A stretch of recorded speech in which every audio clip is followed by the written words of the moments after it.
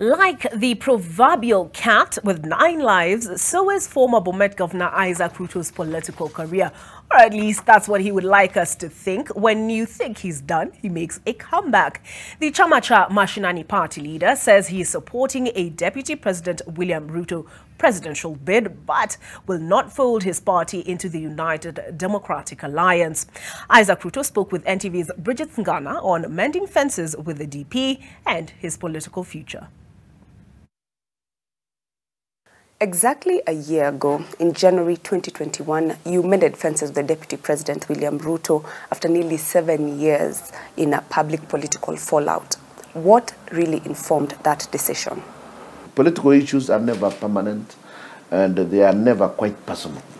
And we've differed with all other political leaders and they became friends. That's what I've learned over time. And therefore, there was absolutely nothing wrong when we met with William Ruto in January. And remember, we patched up our differences with Uhuru Kenyatta fastest. That was in August 2017. Just after the election, he came twice. I wasn't present, but that time I opted to come and welcome him. Because also even the people here were of the view that we needed to mend fences, even the interpersonal relations, because a lot of people here were stressed by that, not just here, but within the Kalenjin nation. What do you make of the Deputy President's tribal party's remark, and what does this mean for Chamacha Mashinani? We are not a tribal party, and I also will not subscribe to tribal parties. So we are in agreement with William that we don't need tribal parties. But I do not agree that we cannot have small parties. No, small parties become big parties as you move on. It starts from small and it grows. So the question of small parties doesn't arise. But we cannot push UDA to agree to anything they do not agree on. What do you think is the feeling of the Deputy President William Ruto when you insist that you will vie on a CCM party ticket despite him seemingly trying to convince you to join the UDA ship? I take it that he understands that that one is not negotiable. And we left it at that. And that was not even a precondition for us to support him. Yes, we are not saying we are disbanding, we are now running in there. Then we must be, then we will be doing exactly what he's saying we shouldn't do. Then we will be turning UDA into a tribal party. Probably I'll be going there because William Ruto happens to have a similar name with mine. Supposing we were to say, okay, fine, we are coming into UDA. How will you conduct the nominations? And who will give out the certificates? We know that the current situation is that political parties have no capacity to carry out a countrywide nomination process. Remember, even Jubilee itself could not do what you would call a successful, free and fair nomination process. The first one was mangled and bungled and it had to be repeated. Now, do you have any pre-election or post-election agreement with the UDA party? The UDA team are saying they will enter into post-election pacts, not pre-election pacts. And for us, that's not a big issue. That's okay. Why not? Because what does a pre-election act, what does a pre-election coalition agreement entail? That we are going to share certain positions, we are going to do this. No, it's not necessary. What for? We are not going in to share government at the national level. We ourselves are saying we are going to stick to county governments. After the 2017 general election presidential results were announced, you decamped from NASA and met with the president despite your co-principal Raila Odinga already disputing those results. What informed this choice? I disagreed with my NASA principals on the question of Kenya A and Kenya B. And in fact, I just told them, no, I cannot agree to that. Then we finally agreed, let's go to court. Around the same time, Uhuru Kenyatta, of course, called me. And of course, among the issues we discussed was whether we really wanted to drive Kenya to the same chaos we had in 2007. Of course, I told him I'm in agreement with your view. If your view is that we should not drive the country in that direction. But nevertheless, the election was mismanaged. But he said, but which one is greater? The survival of the country or your complaints about mismanagement of the election?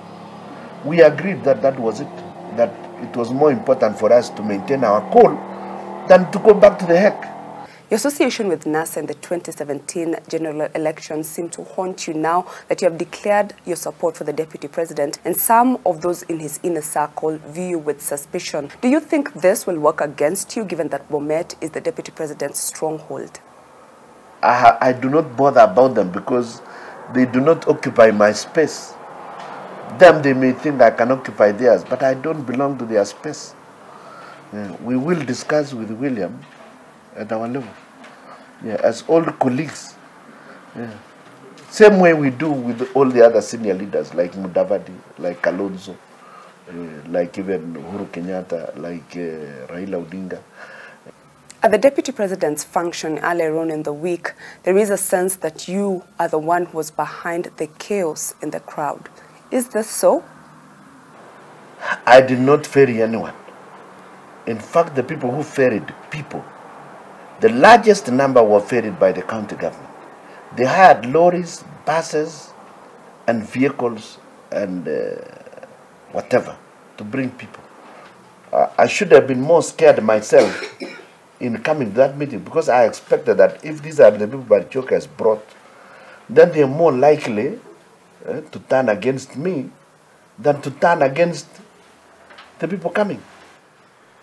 But there has been, in the general public domain here, people are saying, look, we are voting for the deputy president. But he's not going to tell us whom to vote for from governor down. And I think that was the message the people were passing in the field. That they said, yes, deputy president, your presidential bid, yes. Uniting Kenya, yes. Going around the country bringing all those other people, yes. In vernacular, yes. Now, will you now give me a new DA, the governor? That's where the problem started. And they said, no. You seem to be eyeing the governor's seat once more in this general election this year. What is this unfinished business that you seem to have with Bomet County? All the stores that we were building for food security were abandoned. Even the ECDs we started were never completed. Even the classrooms we built in secondary schools and other places remain incomplete. That is at the local level. At the national level, county staff have never been declared as national, as part of the National Civil Service. That was supposed to have been done. That's unfinished business on the part of the Transition Authority. Proper transfer of functions have never been completed. Neither have we completed the question of transfer of enough resources. I still feel that is something I have to address. There are so many other issues. Even healthcare questions have never been answered. That's why you see strikes all over the place. So there is plenty of unfinished business on the devolution front. What is your relationship with President Uhuru Kenyatta, and how would you rate the Jubilee government's performance in the 2 terms it has been in power?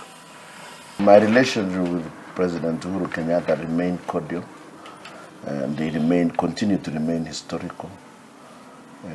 Even when he was being initiated into politics, I was one of the, in fact, I was the first member of parliament to hold a fundraising for him in Thika, where I was raising funds for women groups.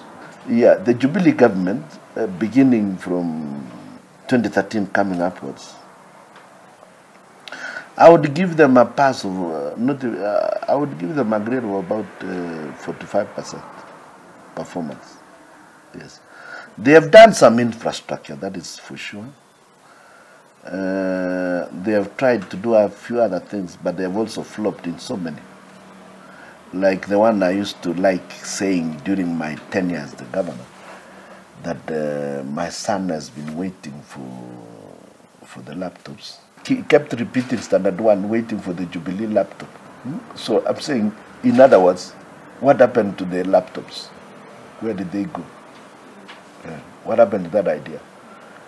And I have not been a fan of, although the railway infrastructure is a very good idea, the costs involved have been monumental and it has interfered with the growth of the economy. I believe that the debt situation is not right. The debt situation is certainly not right. Because that runs contrary to the principle of shared resources between generations. We are overloading the future generations with this loan. And then decisiveness in this government has not been quite apt. And then the worst part is this disagreement in Jubilee as a government. Both the disagreement between himself and William has actually cost this country a lot of opportunities that we could have gained.